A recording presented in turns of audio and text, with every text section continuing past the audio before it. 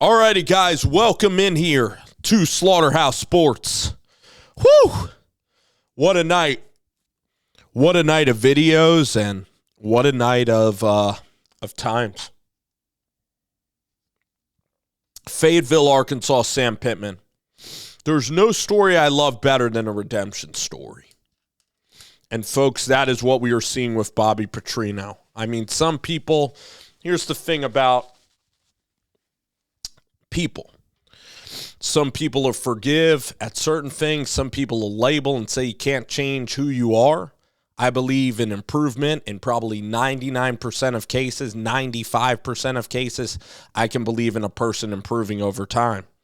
And for Bobby Petrino to have the opportunity now to go back to Fayetteville and improve his image and the way that he left that program, because he was one of the best coaches in Arkansas history. They had, Tyler Wilson, who is a kid from, I think, Fort Smith, Greenwood, Arkansas.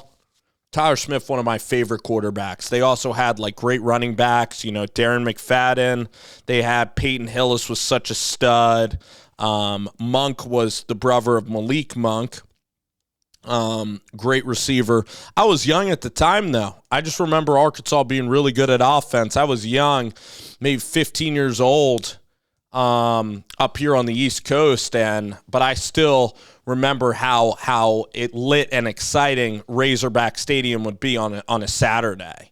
And that was the Bobby P in that offense. And then I remember Petrino going with Lamar Jackson. Just a great play caller, pro-style offense, but he still even won in Springfield, Missouri. Or is it Springfield? Yeah, that's Missouri State, a little Missouri Valley football, a little Missouri Valley school up there, or in Springfield, right, in South Missouri. He even won there. They even played each other a couple of years ago, so what a story. I mean, a lot of the former players, they still revere Bobby. They love him because guess what? He was a tough coach on them, but they had really good results on the field, but also he kind of cared for them. He was tough. He had a pretty good relationship, I'd say, with the majority of the guys there. A lot of people of Arkansas have wanted Bobby back. They still liked Bobby as a person. They understood, with what went down there, that it had to be done because of the lying and because of that situation. But I love to see a guy try to rehab his image, and I love to see a redemption story. I just do. I am a sucker for the redemption arc. And Bobby going back to Arkansas now, Sam Pittman, I was jacked and excited when Sam Pittman was given that job because he was an O-line coach at Georgia. He was at Arkansas, I believe, with Brett Bielema maybe. And I was so dang excited when the players and everybody rallied around Sam Pittman. He had a great first year with all of those seniors like Grant Morgan, Bumper Pool, all those kind of veteran there, really good linebacker core, really good secondary. Traylon Burks was there during the heyday of that as well with Kendall Briles. And Sam Pittman needs a boost, man. This program needed lightning and needed a spark. You look at Mississippi State and what they're doing in Starkville, and they're popping off fireworks for Jeff Lebby. A&M's hiring a new coach. The West is just getting funky. It's getting crazy. And you need a guy that's an absolutely brilliant play caller, and that's what Bobby can be. And you need somebody that Razorback fans revere, and they've wanted back for a long time, a lot of them, and that's going to be Bobby Petrino. There's some people that are not going to forgive, or there's some people that are not going to like Bobby. You can understand that.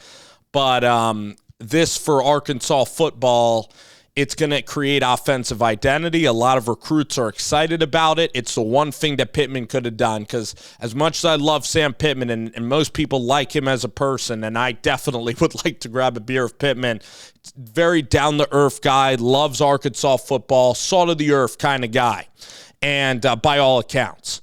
And, Pittman, he needed to – this program, this offensive line is supposed to be his bread and butter, and he's too worried about the offensive line. Last year was a disappointing year. Now, I know that they've had to go out to, Brigham Young, and their schedule's just been crazy, but Dan Enos was a complete failure. This team has been bad the last couple of seasons. Believe might have been missing bowl games for 2 straight years, and as much as I liked Pittman, It's been 4 years, and the program is dipping and dipping, and you're getting blown out by Auburn and Hugh Freeze in year one. I mean, come on. Like, after 2 years, he's squarely on the hot seat. But with this move, this buys him something. When you get Bobby P back in the mix as an offensive coordinator, like, you got to have offense in football.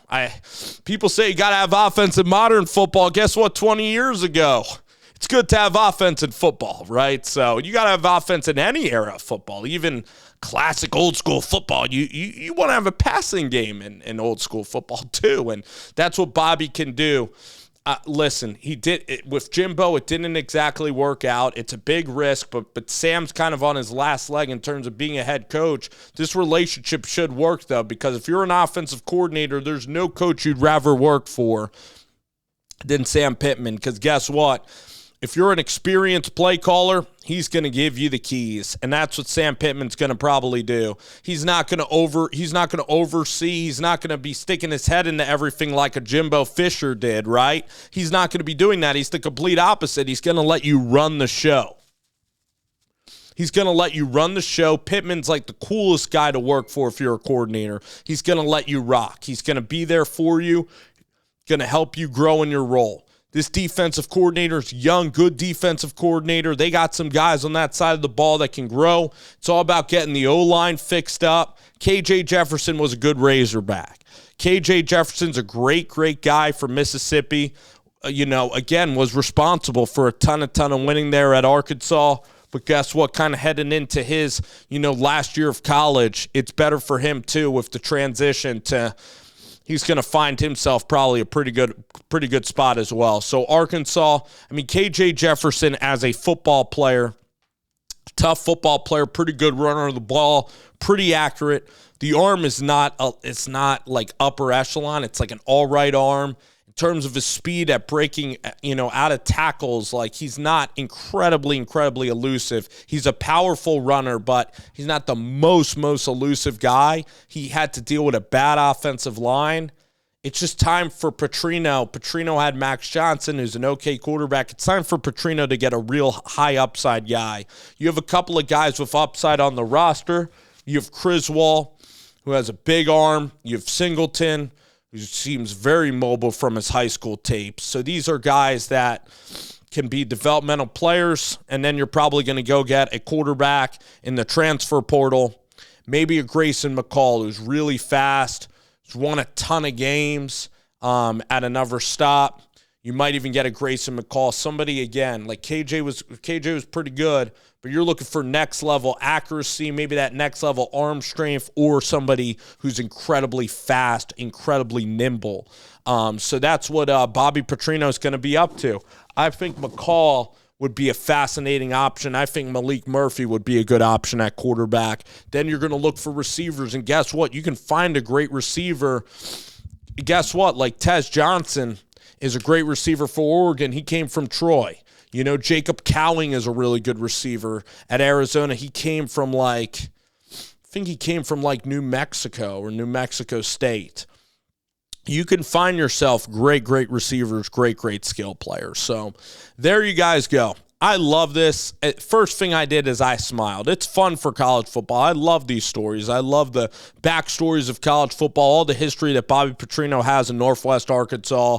Now he's coming back. Like, it's polarizing, but it's going to be fun. Like, get your popcorn ready. This is entertainment. This is college football. And also for Bobby, too. It's a great opportunity for him to make up for the misdeeds of the end of the term at Arkansas and really live that high life that he felt like in 2008, 2009. This could be a beautiful story to what was an ugly divorce. And now it could go down in Arkansas, and Bobby can help save Sam Pittman. Thanks, guys.